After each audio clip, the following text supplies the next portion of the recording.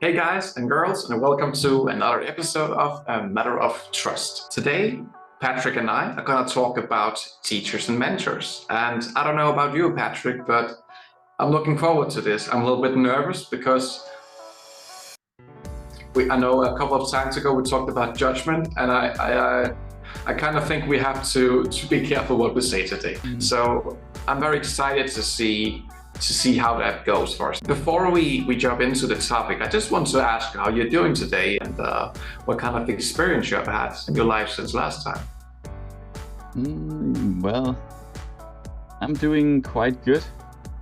Today was one of these days where I realized that I can be mentally ready in less time than I sometimes think. You know, because I have a routine maybe in the morning, and I like to have a certain amount of time to do things, and then today I didn't really put the alarm at the same hour as usual, and I had less time, and then I just say, okay, but that's gonna be fine, and I realized that yeah, we are just fine if we decide it's fine. So I haven't been through all the steps that I like to do in the beginning of the day, but I mean, I did all the things I needed to and that I liked anyway. So it's a good reminder that routine is powerful, habits are powerful, but we should not be unable to function without them. We should also be able to adapt and be spontaneous. Yeah, This is so interesting that you're mentioning this, because this is some of the things I also want to talk about in the podcast today, actually, that there are these moments of letting go of these things. I have a journal that I write every morning, for example. Some days I have intentionally chosen not to write it because I don't want to be attached to, well, if I write this is gonna take me to that shiny day, you know, because ultimately it's just another day. It's another day of life, you know, another day to be yourself with your authentic experience. And that little notebook right there is not the source of all that. It's just a tool for developing and being aware of some things. And for example, it's helpful for tasks that I do each and every day to have like a overview of the things that I have to do. But this also is, like I mentioned, funny, because with mentors it's the same thing. You have to kind of not be dependent on your mentor. You have to find that independence within yourself as well. I mean, it can be helpful to have a mentor, but to have that independency is what I think ultimately is the goal of any mentor or teacher in that regard. So let's jump to it, because now we're in it. We are knee deep in it. So So let's go. Let's talk about what a mentor or teacher actually is. For me, a teacher is a person that you see provides intellectual knowledge and skills, while a mentor is someone that provides you with not only that, but a more integrative and transformational experience with that. They're more personal and up close, from my experience. It's just that mentors, from what I've experienced with my mentors and teachers, is more personal. I know it's not the case always. For example, if you have a guitar teacher, that's obviously not a mentor, but it's still personal, you know. But it's my experience from what I experienced from school and what I experienced after school. And the teachers were always the boring ones that are just talking to a crowd, you know, and not knowing how to do that. Some of them had some really good ones. But the mentors always were engaging and always triggered something personally. And for someone like me who develops consistently, that is a big key point in my value system, in how I I choose my mentors, choose who I listen to, choose which message that I cherry pick and put into the puzzle piece of the world called Yeshua Sophus. I also want to say this is not like any final definition or anything like that. It's my experience, simply. Also, I see that both the teacher and the mentor, which is why I also put them together, have some common values. They have, for example, they're teaching you values about experiences, about skills, about knowledge and wisdom, stuff like that. So they have these commonalities, which makes me put them together, but also be very definite about what does a teacher do, what does a mentor do. I think that's similar to the feeling, my experience of it, and they do overlap sometimes. If you have a teacher that you realize, hey, this teacher is actually sometimes having conversations with me that are resonating with me, and they tap into how I live my life. So suddenly it's not just a person talking about a topic, teaching a topic. That's sometimes experiencing an overlap, because I also agree that a mentor is almost like someone you could be an apprentice of. You could be following in their footsteps if you wanted. They probably partly walked a path that you want to also walk a bit. Yeah, so it's like, if I think of a mentor, I think of someone who is invested in sharing their experience of life, or a part of life, and really want to make sure that transfers and that can help my life experience, for example. It's also, I've been in both positions, having the responsibility of being a mentor, and then having also a mentor myself. And it's just from the experience when I've been a mentor, it's so visible that I have to connect. Like, teachers probably have too, but I have to get to know that person's life a bit, and to really help the best. So it's deeper. Yeah, I think it opens up for a deeper, more intimate or personal connection when it's really good. There might be people out there who have experienced something else, and we would love to hear that. If you have ever experienced that, let us know in the comments below. Okay, let's talk a little bit about, is having a teacher always a good thing? Or can it actually be a bad thing at sometimes? What was your thoughts when you heard this question at first? My thoughts at first were that no, it shouldn't be always, at least the teacher or mentor should not always be next to me or like present in my life. I shouldn't always be leaning on a teacher or mentor. It was my first thought. I was remembering that it's so valuable that I have this time where I try out what I learned, and I'm actually also standing on my own, testing what am I capable of now. And then, of course, I might realize I hit some wall or some limit or whatever, and I maybe go back and say, hey, teacher, hey, mentor, I can use more guidance, assistance here. But the short answer was no, and then my thoughts on that. How about you? Do you think it's always a good thing, or like, for example, when is it good or when is it not? I think that if you have a mentor, at some point you have to let go of that mentor for the exact reason that you're saying, for your own independence sake. Ultimately, one of the things I think that a mentor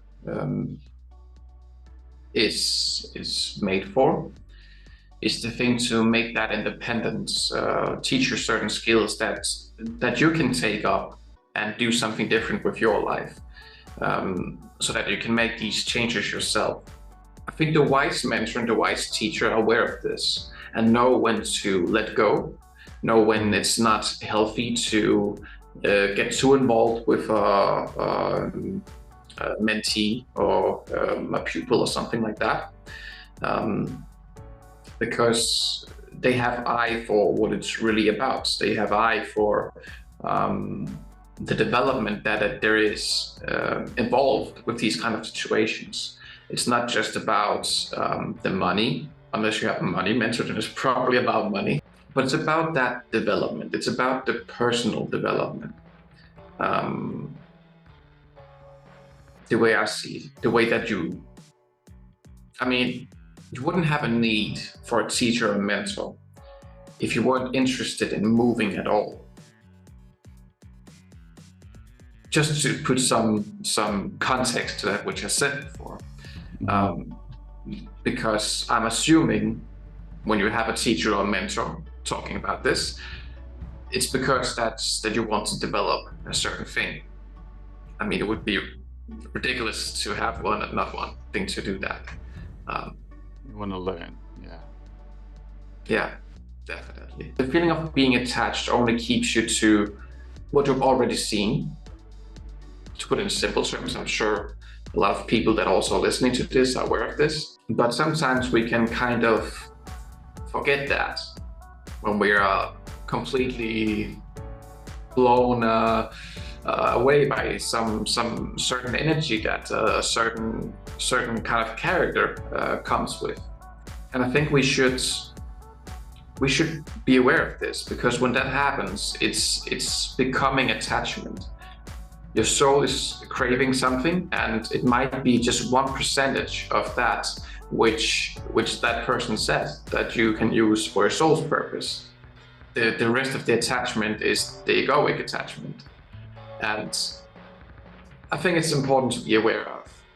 So when you reach this point, instead of just trying hard and kind of ruining a little bit of your inner peace, you could also wonder if what that specific mentor or teacher portrays is actually what you need right now. Because it might just be 1% of what the individual said to you. It might be a second, it might be a minute, it might be a short conversation, it might be something like that. It doesn't have to be more. Yeah, the idea that one person can give us everything we need all the time is it can be a bit like a trap. It's probably, if we get that feeling, probably we're actually not true to ourselves, because there's not another person, as I see it, as I believe, and as I heard, there's not another person who has the same life as you and the same life history, and we're not. I mean, we can learn from each other, but it's. I see us as unique beings, each one of us, and our paths are so different. There's so many details that are not the same, even though some overall parts of life can be the same. So remembering that, and remembering that we don't have to be like someone else, that can be good along the way. And I think it's linked to what you say. Can we actually live without, or are we addicted to a person? I think wise coaches, mentors, teachers. Now, okay, I put in the word coach too, but these people in a position to help you. The ones I met that were the wisest, they kind of said, "I'm a success when you don't need me." Like I taught you. It's like I've given you what I could give you, and then when you feel like you don't need me anymore, then it's because the giving has been done. That the exchange of the transfer of experience and knowledge is complete, and that is not a bad place to be. It means, hey, we can be ready for something new. We can be a little more open again to see what else, who else is out there. And there can always be exceptions. There might be people you have in your life for the rest of your life, but maybe not in the same dominant sense as they were for some periods. So how do we know, and I like this question a lot actually, how do we know it is the right teacher or mentor for us personally? That is an interesting question. I think it has something to do with your core values. So knowing your core values, knowing what keeps the gears going for you, is essential for that. Imagine that you find a mentor that has some of the same values. They have perfect wealth, perfect health, and abundance in many areas. But the relationships might be in shambles. They might be really bad relationships and have a really bad connection with people in that sense, unless it's business-wise. And if you're a person with a core value of relationships and this kind of compassion, understanding for others, this is probably not the mentor you should be looking for. He or she might have brilliant results in many areas which you do require your mentor to have. But if something of a core value is not aligned in that mentor, that's not the mentor for you, I would say. And this can be very tricky, because sometimes they just pop in, like someone pops in, and they seem right at the moment, and they are right at the moment, until you realize these kind of things. That, okay, well, maybe I shouldn't eat every word that this person says, because it's, again, we have each our individual path, and that path has to be respected. Not has to be, it is respected in any case. But other people can choose not to respect it because they think they know better or something like that. And I've seen some coaches as well and teachers doing that kind of thing, being kind of indirectly disrespectful to the pupil or the receiver. For example, guilt tripping is something I've seen in many newer kinds of evergreen programs and hybrid programs. Because in self-development, there's this unspeakable thing that if something happens to you and it was out of your control, it's all your fault. It wasn't what you learned from the teacher, the mentor, anything like that. It's all your fault. And to some extent, yes, but also there's also neglect of responsibility in that. So a good mentor, for example, from my perspective, is one who says, okay, well, you've done that, and I can see, okay, well, you did that because of something I told you. You wouldn't have done it if I didn't tell you this. So there's something I should also be more aware of in how I communicate things and how I explain certain things. So I think you should look for these kind of humble tendencies. You should look for the core values, and also be aware of, is this a mentor like an attached person? Is this person attached to something of egoic origin? Or is this actually like a soulful connection, which is a higher form of connection that doesn't necessarily require logic to connect with? It's yeah, I think these are so important things, and I also been hanging out in the space of development, personal development, in environments where people talk about this growth mindset and the responsibility we have to take which is super important. We have to take responsibility for everything in our life, in a sense. We have been touching upon this before. And at the same time, it's a shared responsibility because, yes, if I have to look at my responsibility and everything that happens in my life, because I see that I'm linked to everything, it also means that, of course, a mentor of mine is responsibility for something that happens when we are in the same environment, because the mentor is part of my life. So it doesn't make sense if the mentor has no responsibility, because they also have responsibility for everything that happens in their life and around them, and I'm around them. I'm part of their environment. So of course they're responsible too. And it is a balancing act. It's like everyone sort of has to feel responsible all the time, for each other and for yourself. Like, so it's not placing the responsibility on someone. It's like sharing it to make it lighter, maybe to make it easier. This is when I'm thinking of, okay, yeah, that connection. Is there a connection? And you mentioned it, that there has to be. I don't know if you said the word connection, but you said something that there has to be, the core values. Yeah, they have to be a match somehow.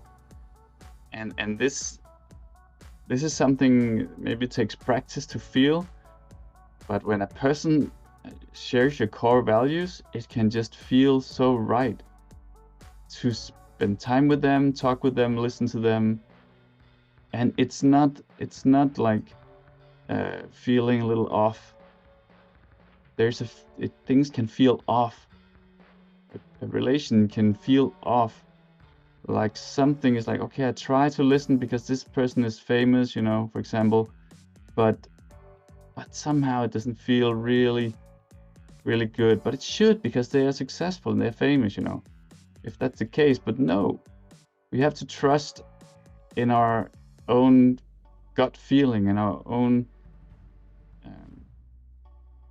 sensations, and this can take some practice. For me, it has taken practice, and I'm still practicing, and I also feel I get better. It's very much about respecting ourselves and listening to ourselves, and remembering that just because someone seems to have reached far, it doesn't mean that they are better for you than you are. Listening to someone else, no matter how impressive they seem, is easily not as good as listening to yourself. But they are trying. Any mentor, teacher, coach, they are doing their best to try and help. And sometimes they are blinded too, because they have an idea of how to help. But they cannot filter everything out, especially not if they encounter so many people all the time. Then they will overlook some things. Sometimes it's inevitable, just like I will overlook some things. I'll miss some things when life is fast. But I do my best. And in this the core values are also linked to intention. So if you experience that there's something off, it could be that the mentor's intentions have shifted or are in a place where it's you cannot see it. You cannot see if the mentor is thinking, oh, I'm gonna hit this financial goal, so if I sell another program to another student, I hit the financial goal. That's maybe not the best for you. But if the mentor is like, and you cannot see it, but if the mentor inside has the intention, oh, I want to help this other person, I just know I can help this person, I really want to help. And yes, then it will also add to their income if they sell something to the person. But the driving force in them, the intention, is, I really feel the connection. Yeah, I feel I can help this person. It's, this is it.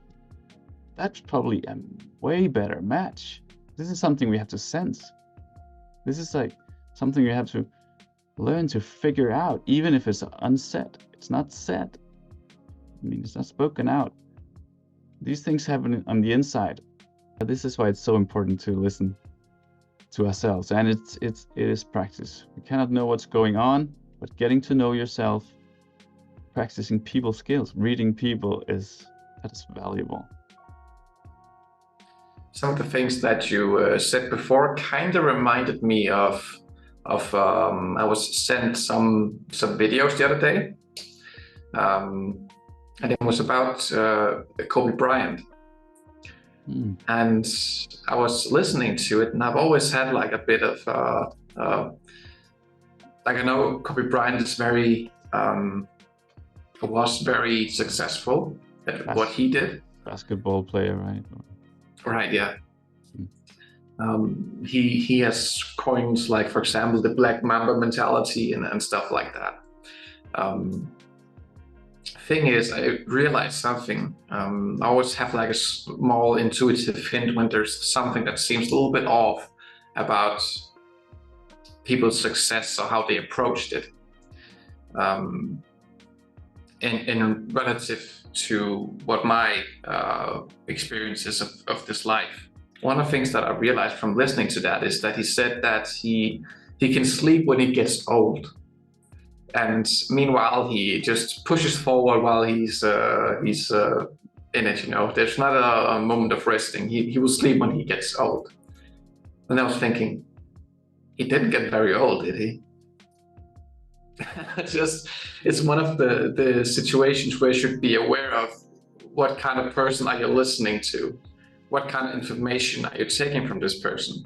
Because if you live like he did, for example, maybe you probably won't have like a longevity life, like a life full of everything that life has. I bet he's right back here on Earth again because he realized, oh, there's so many different things that I actually didn't get to. For example, the part about looking around and enjoying the experience instead of creating all of this success always. And that's of course in case reincarnation is happening. Right. There's this story in the book called The Alchemist by Paulo Coelho. I think it's his name. Anyways, there's this story about a young man who are looking for advice from the wisest man in the country. And he goes to this castle where the wise man is said to be. And there's like a long line of people just waiting to come up and ask a question to this wise man. And when the boy finally gets up there, he says that, can you help me with this and that and this and that? The wise man says, you take the spoon, I put some oil in it, and you walk around and watch the castle without dropping those 2 oils of oil in your spoon. And the boy went around just focusing on the spoon, not to spill any of the oil while walking around at the castle and taking a look around, you know, seemingly. And the wise man also said that you should come back later when there's fewer people, and then we'll talk again. And he came back, the boy, when there was more space for the wise man to talk with him. And he came back with the spoon of 2 drops of oil, and the wise man asked if he had kept the 2 drops in the spoon. Yes, I did. Okay. Did you see the castle? How did you like it? Like, did you like the garden? Did you like the library? Did you like all these things? And I was like, I didn't see any of that. I was just focused on the spoon.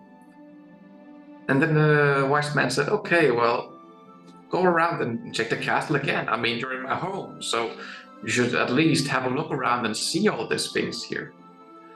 And then the boy walks out again, and he looks around and just embracing the whole environment, seeing the beautiful garden, seeing the beautiful library, and how the masonry is done, all of that kind of stuff, like magical things, like a big castle, you know.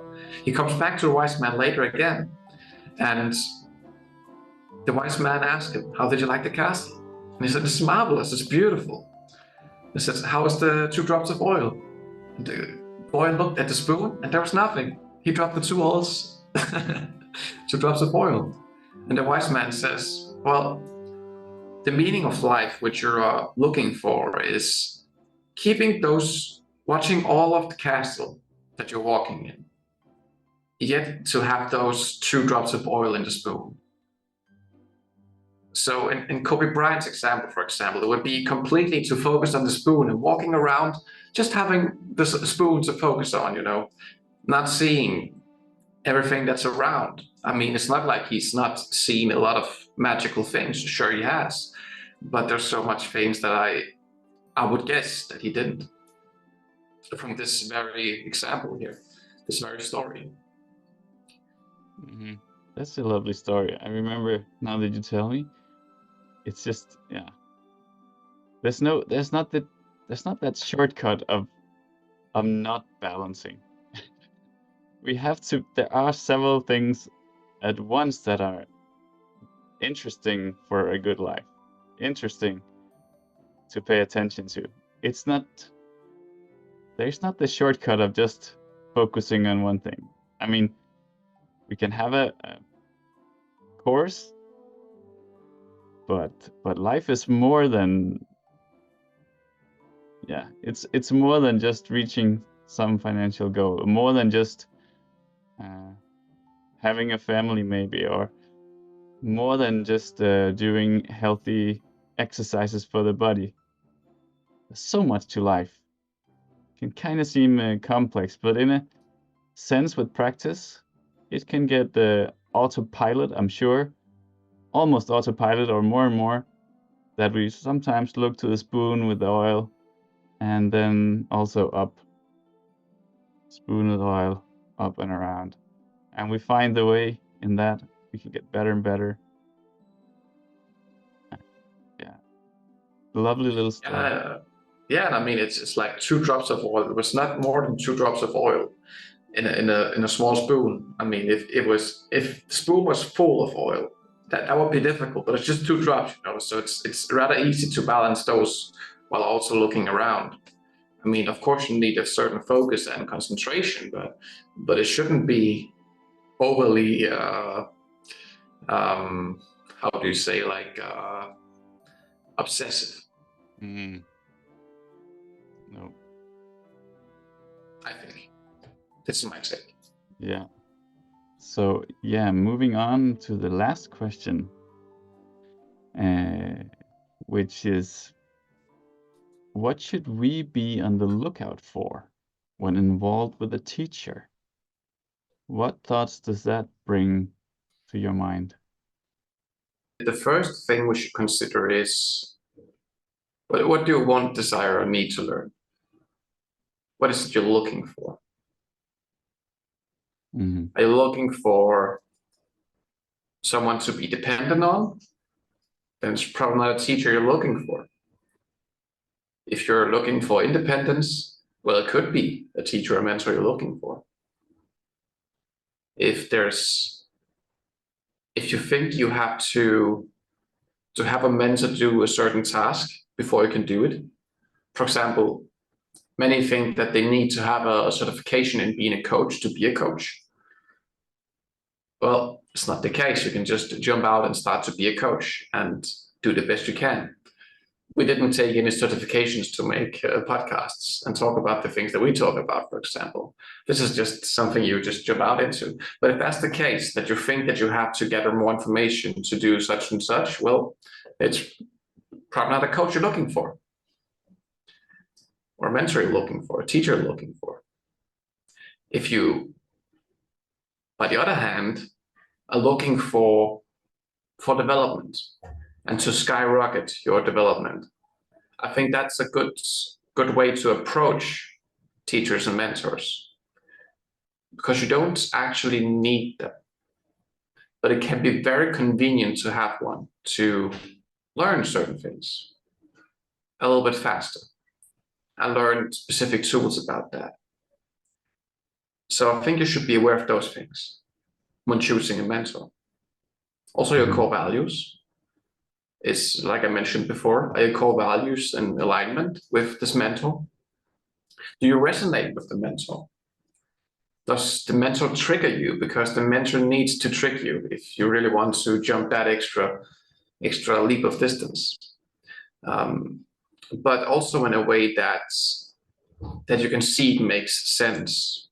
So a combination of the intuitive and the intellectual, because one without the other is not good, not always at least. For example, you can easily try to rationalize everything with your minds intellectually, and you can make everything seems like it makes sense, but in the end result, it doesn't make sense at all. And with the intuition, it can seem like completely nonsense, and what you're doing is not helpful in any way to where you're going, but it shows the results afterwards that you were actually looking for. So a good combination of these two is, I think, important to have in mind when you're looking for a mentor. I think the most prominent point is that you shouldn't just look for a mentor because you feel that you're powerless yourself. You should really look closely at yourself, know yourself for that power that you have within you.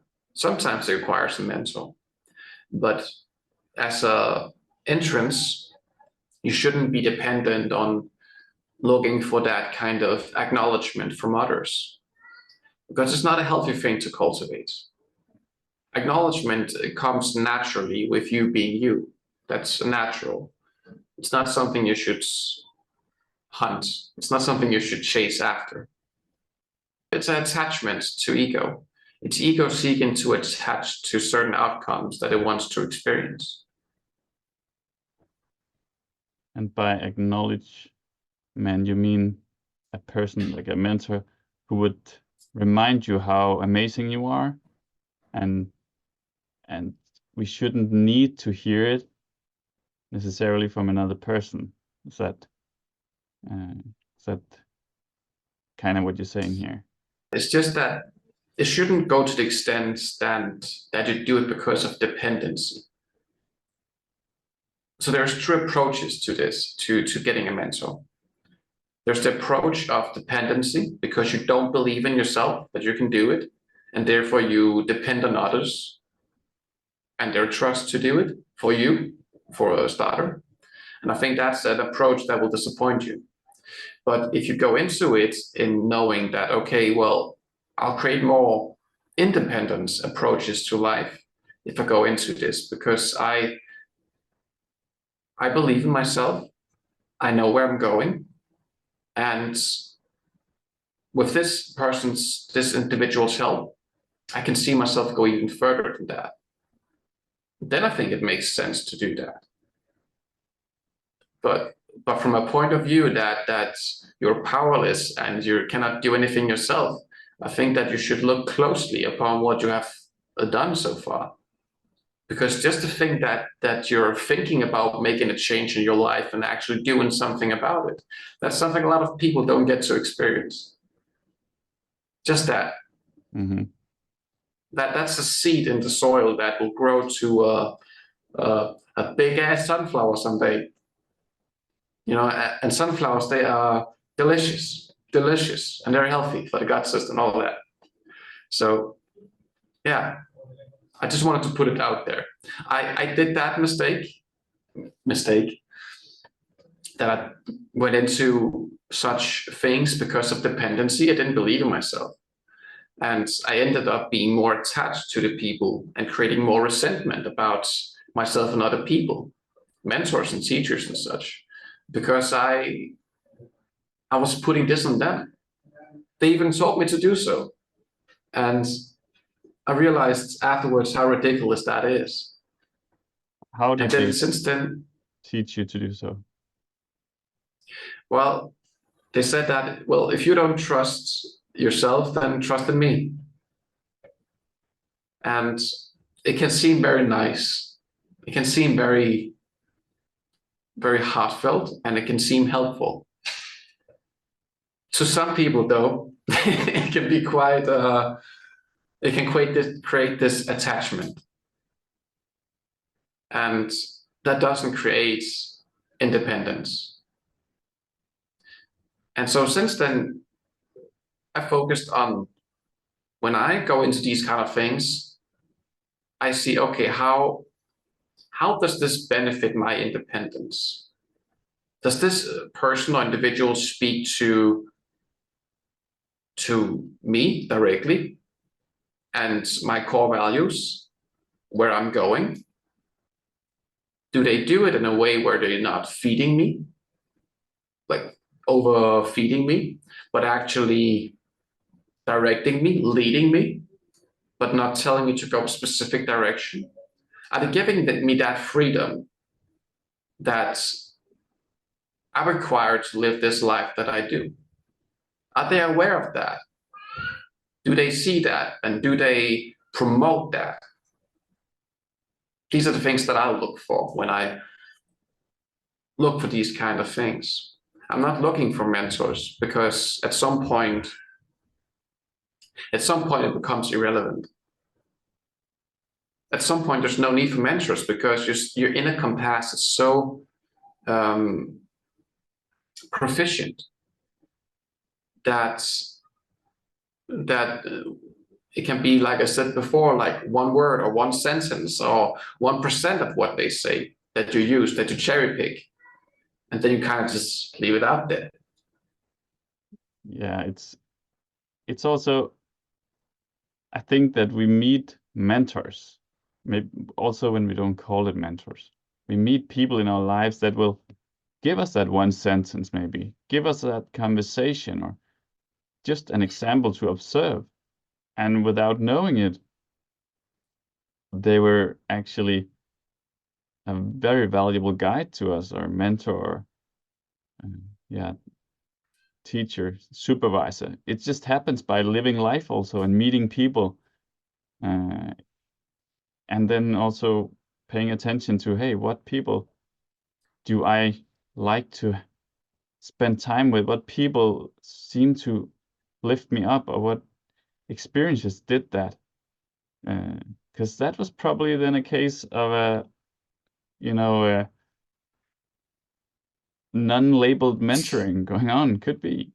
So in that sense, we kind of always can have it and experience it, but we don't need to actively look for it. We can also trust that that the right people will come into our life. So this is one thing about, it's not black and white, do we have mentors or not? There's so many things going on that we don't put a label on. And then I also think that when I hear you talk about your experience, I'm reminded that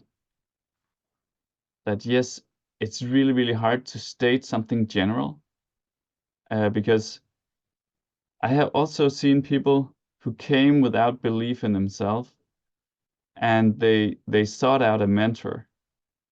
And while being in a community with that mentor, they started believing in themselves because they did what the mentor suggested. They started habits that would cultivate them getting to know their self better, and uh, you know learning more about themselves, and just cultivating a good, what do you say, biology or chemistry in the body and the brain, which is healthy for believing in yourself. And so they experience a sort of transformation, even though they came with a low belief in themselves.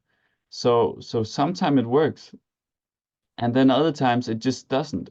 I experienced quite different mentorships, and some seem, very compassionate and with a high level of empathy, and they and most recently I have experienced a mentor that stated,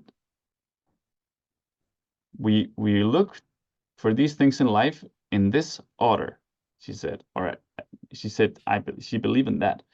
And it's like this: uh, happy, healthy, wealthy.